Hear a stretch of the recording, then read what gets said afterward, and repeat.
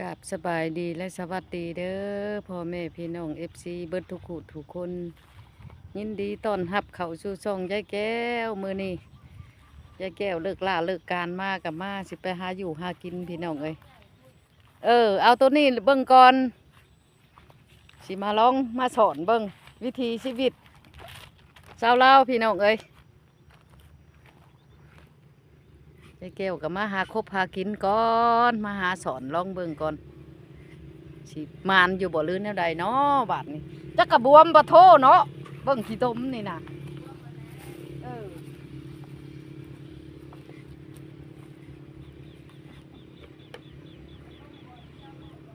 เบิ่งก่อน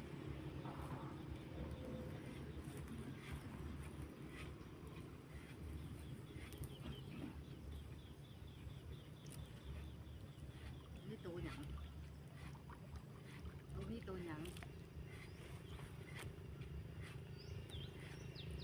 โอ้ยโทได้อีกบาด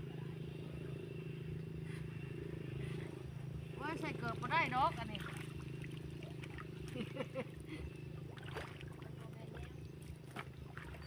กินเกิบก่อน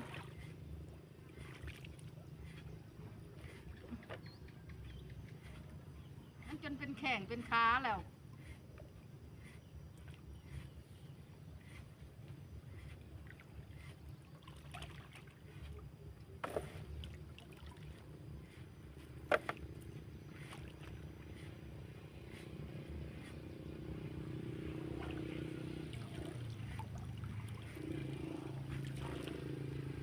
ก่อนโอ้ยมีแต่กระปู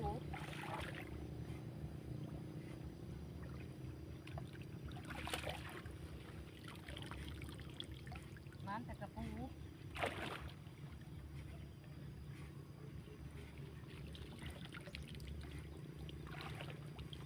กระปูกับหอย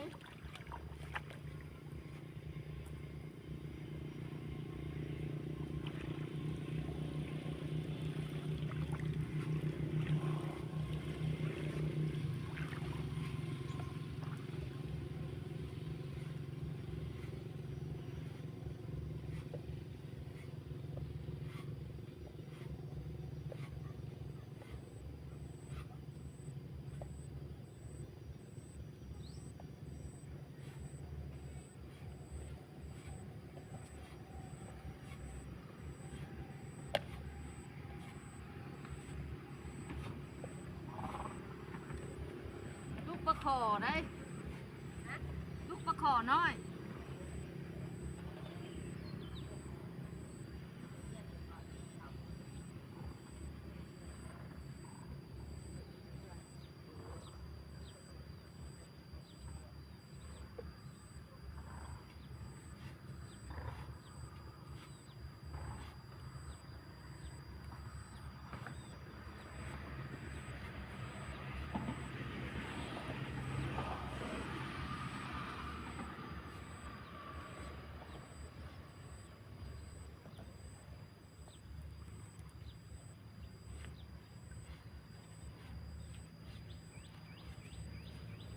น้องคือเก่าเด้อ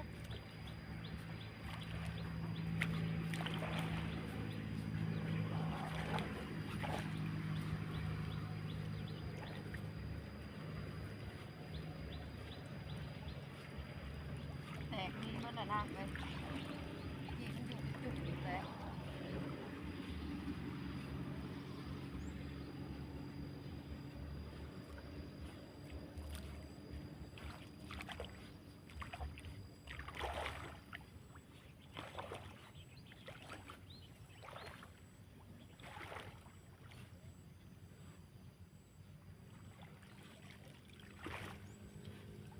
อยู่บ้านนั่นล่ะคู่นั่นล่ะ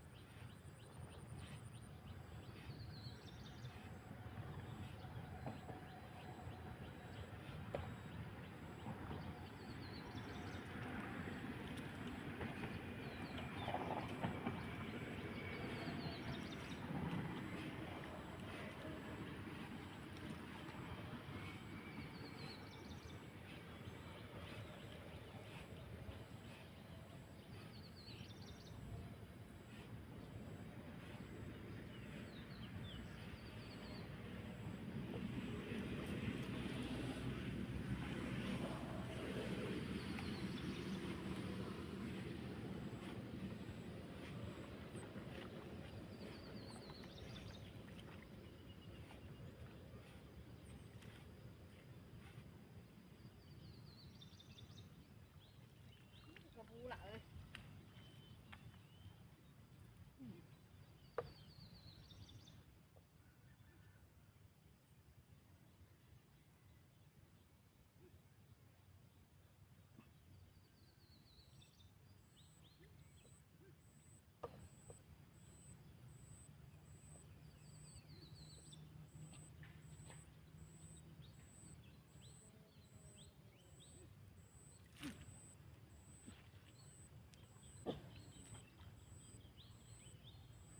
เอาอันนั้นมาดูโทรศัพท์มาดู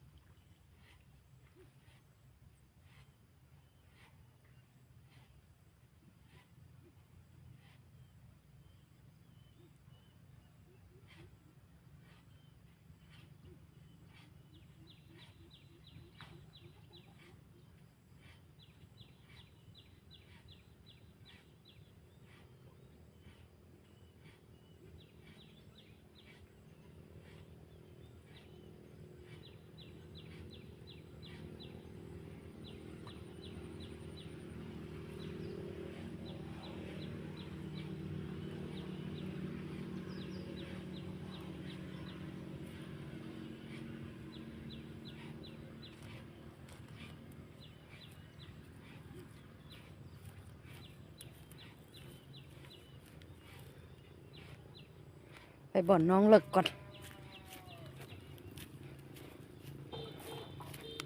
วิถีชีวิตหากินพี่น้องเอ้ย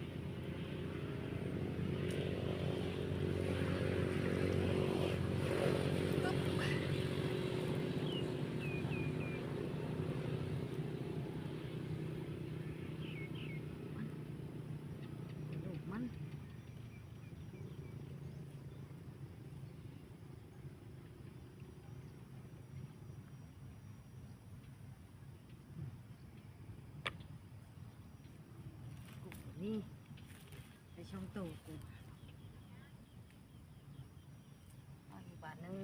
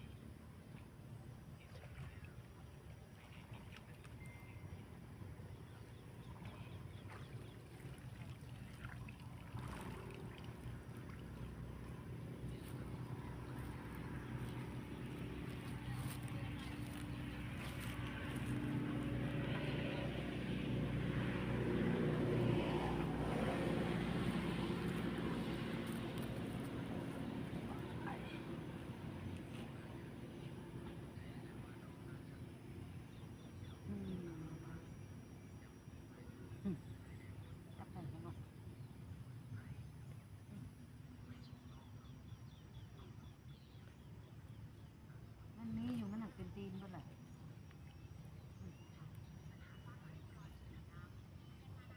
ให้น้องใหญ่บ่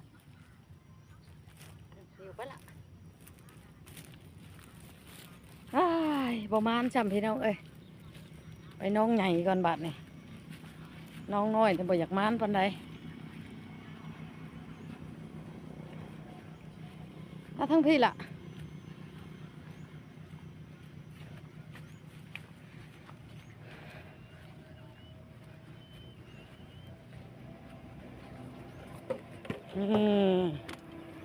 เอาลองเบิ้งตัวนี้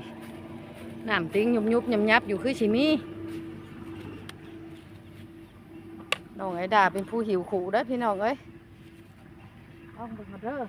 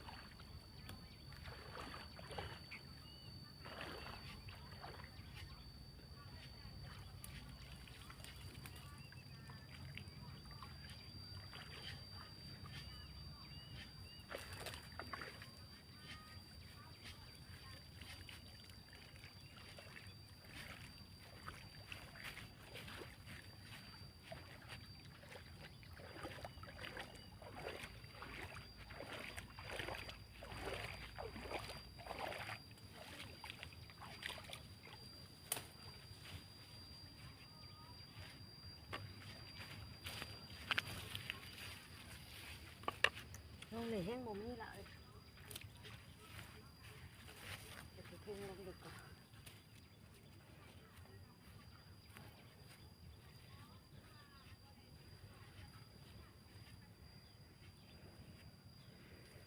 บ่มานปันได้พี่น้องไอ้มาหนองใหญ่แห้งบ่มีกับสบายดีเด้อยายแก้วขอจบคลิปก่อนเด้อพี่น้องเอ้ยมันบ่มีแล้วก็ลบเปล่าเต่าเมื่อนะบัดนี้บ่มานช้ำขอขอบมุกขอบใจเด้อ